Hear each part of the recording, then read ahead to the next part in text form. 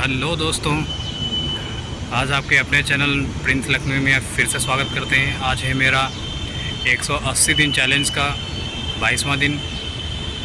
तो फिर से आज आपका स्वागत करते हैं अपने चैनल में। तो दोस्तों, आज हम जिस टॉपिक पे बात करने वाले हैं वो ईमानदारी है कि ईमानदारी कितनी ज़रूरी है। और ईमानदारी एक ऐसा धन है जो आज के समय में कुछ ही लोगों के पास बची हुई है, नहीं तो ये विलुप्त होती जा रही है। तो कहने का मतलब ये है कि ईमानदार कुछ ही लोग बचे हुए हैं। बाकी अगर आप देखेंगे अपने आस पड़ोस कहीं भी आप हों तो ईमानदार बहुत कम लोग बचे हुए हैं। तो इसी टॉपिक पे बात करनी थी और कुछ बतानी थी, ईमानदारी। और हालांकि जैसा आप करेंगे वैसा ही आपको परिणाम मिलेगा, इसलिए कहा गया कि जैसा कर्म करेंगे वैसा ही फल मिलेगा। तो कहने का मतलब यह है कि ईमानदार बने। अगर आप बेईमान किसी के साथ बेईमानी करते हैं या बेईमान बनते हैं तो उसके परिणाम भी उसी प्रकार से आपको मिलते हैं। इसीलिए कई सारी कविताओं, कई सारी दोहा आप लोकोक्तियों में देखेंगे तो आपको कर्म से रिलेटेड काफ़ी सारी चीज़ें मिलेंगी। जैसे कि आप अगर देखेंगे तो एक दोहा भी है कि बोए पेड़ बबूल का तो आम कहाँ से हुए। और कहने का मतलब यह है कि अगर आप अच्छा करते हैं तो डेफिनेटली उसके रिज़ल्ट अच्छे मिलते हैं।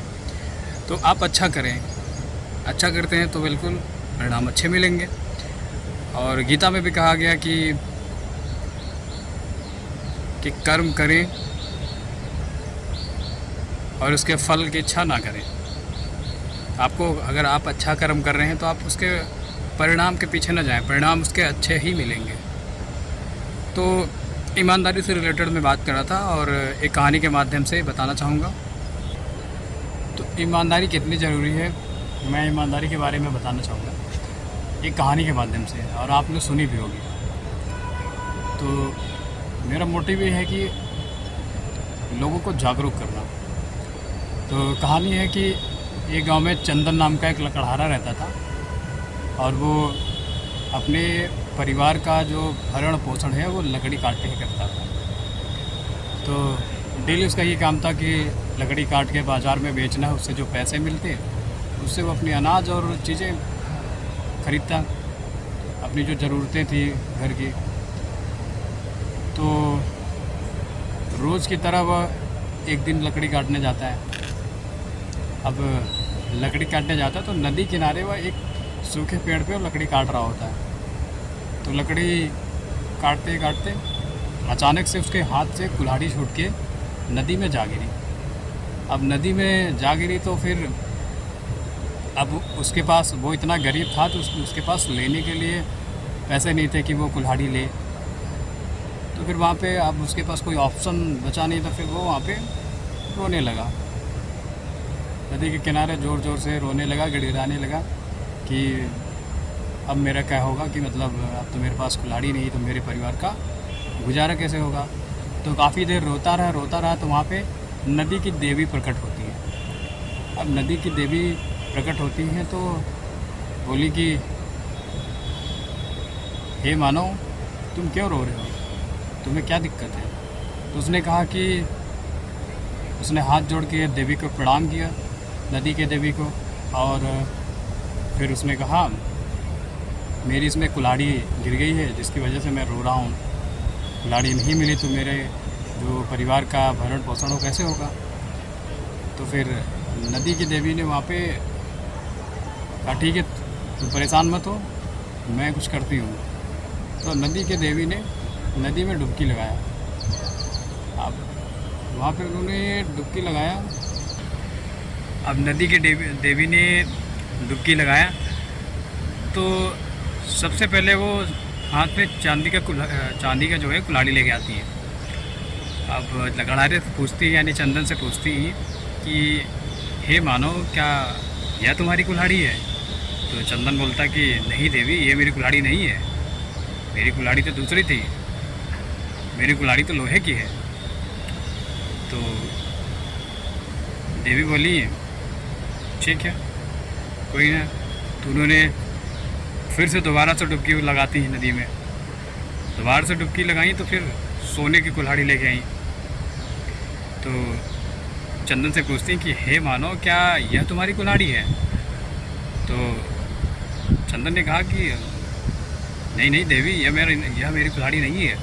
तो देवी ने कहा कि यह कुल्हाड़ी लेने में तुम्हें क्या दिक्कत है? तुम्हारी कुल्हाड़ी तो लोहे की थी, ये तो सोने की कुल्हाड़ी है।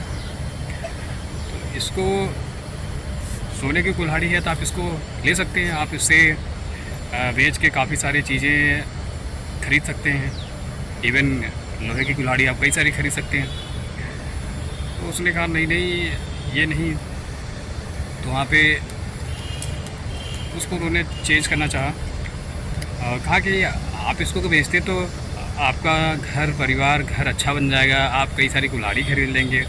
वहाँ पे बताया गया उनके द्वारा। बट जो चंदन था वो कह रहा नहीं नहीं, मुझे मेरी अपनी ही कुल्हाड़ी चाहिए जो मेरी लोहे की थी, मुझे आपकी ये नहीं चाहिए। तो देवी ने कहा दिक्कत क्या है इसमें, आप इससे अमीर बन जाओगे, कई सारी कुल्हाड़ियाँ लोहे की जैसी कई सारी कुल्हाड़ी खरीद लोगे। तो चंदन बोला नहीं नहीं, मुझे मेरी वाली ही चाहिए, मुझे मेरी वाली ही चाहिए। तो उन्होंने कहा ठीक है कोई दिक्कत नहीं। तो वो तीसरी बार डुबकी लगाती हैं और वो तीसरी बार फाइनली लोहे की कुल्हाड़ी लेके आती है। तो चंदन से पूछती कि हे मानो क्या यह तुम्हारी कुल्हाड़ी है? तो चंदन ने कहा कि हाँ देवी, यह मेरी कुल्हाड़ी है।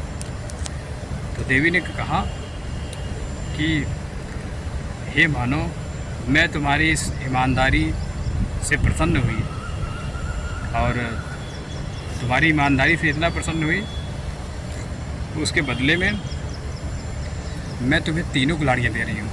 तो उन्होंने वहाँ पे तीनों कुल्हाड़ियाँ चंदन को दे दी। एक तरीके से वो परीक्षा ले रही थी कि ये बंदा कितना ईमानदार है।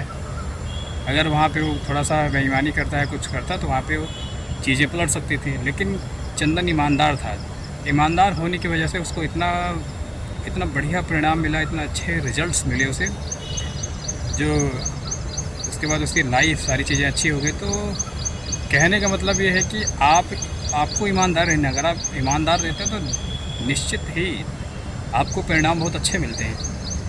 तो यही बताना था, ईमानदार बने रहें, लोगों को जागरूक करें। तब तक के लिए आज के वीडियो में इतना ही था। तब तक के लिए मिलते हैं अगले ब्लॉग में। तब तक के लिए बाय बाय, थैंक यू, जय हिंद, जय भारत।